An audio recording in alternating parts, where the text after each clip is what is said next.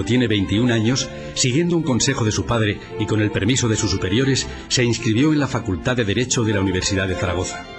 El ambiente académico le cautivó y desde entonces siempre se consideró universitario. Promovió con todas sus fuerzas la formación humana y cristiana en el mundo intelectual.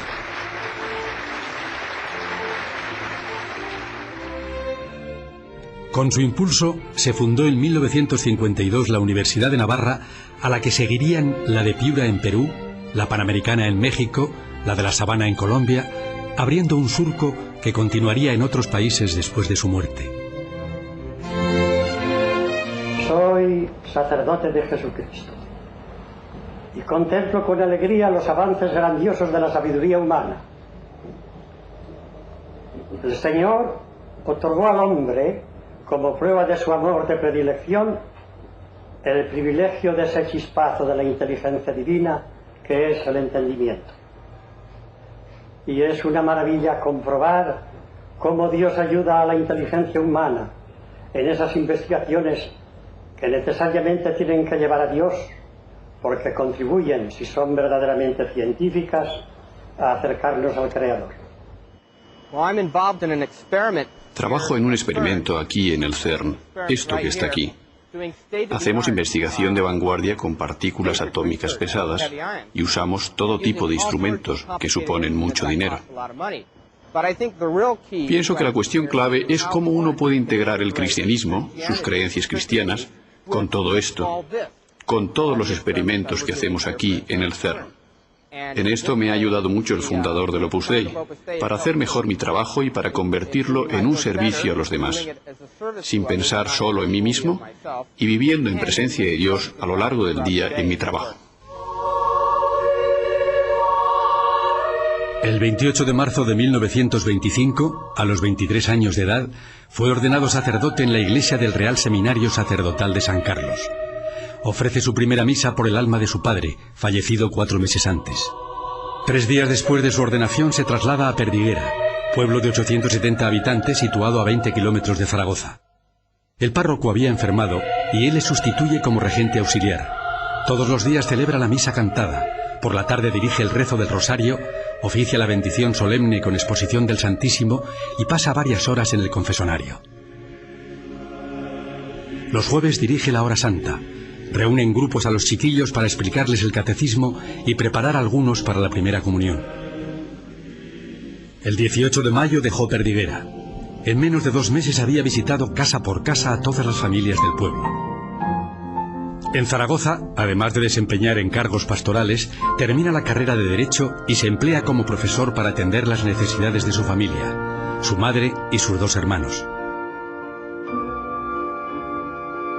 Después de algunos viajes esporádicos, en la primavera de 1927 se traslada definitivamente a Madrid para hacer el doctorado en Derecho.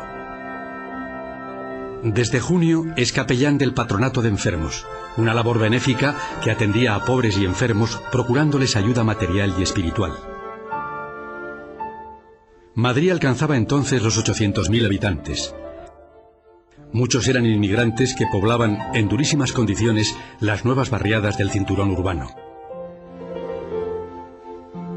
Su trabajo en el Patronato de Enfermos le exigía el cuidado y la celebración de los actos de culto. Misa, exposición del Santísimo y rosario. Pero pronto empieza a colaborar en otras tareas a las que no está obligado. Yo tengo sobre mi conciencia, y con orgullo lo digo, el haber dedicado muchos millares de horas a confesar a niños en las barriadas pobres de Madrid. Yo hubiera querido irlos a confesar en todas las grandes barriadas más tristes y desamparadas del mundo. Venían así, con los moquitos hasta la boca. Había que comenzar limpiándoles la nariz, ¿verdad? Antes de limpiar un poco aquellas pobres almas.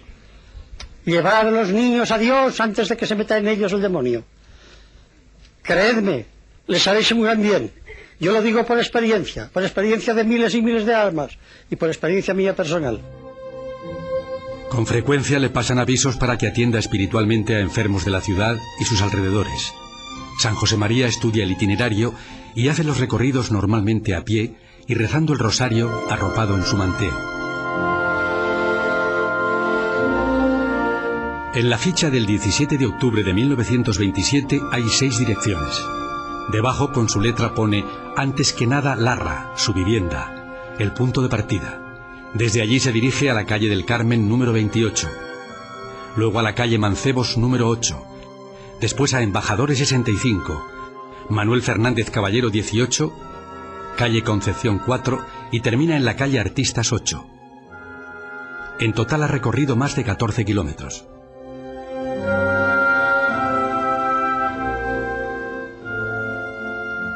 En este contexto vital de entrega a los demás llega el 2 de octubre de 1928, la fundación del Opus Dei. San José María se encuentra haciendo unos días de retiro espiritual en la residencia de los misioneros de San Vicente de Paúl, en la calle García de Paredes.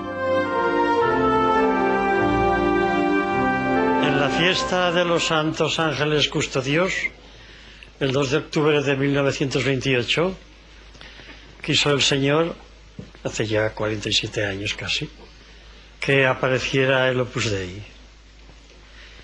Una movilización de cristianos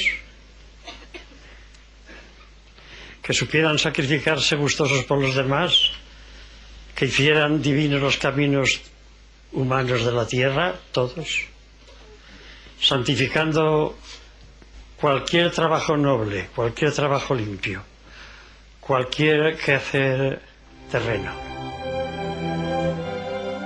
La doctrina de la llamada a la santidad de todos los bautizados fue reconocida por Pablo VI en 1969 como la característica peculiar y el fin último de todo el magisterio del Concilio Vaticano II. El 14 de febrero de 1930, Dios hizo ver al fundador que debía difundir entre las mujeres el mismo ideal de santidad en la vida ordinaria.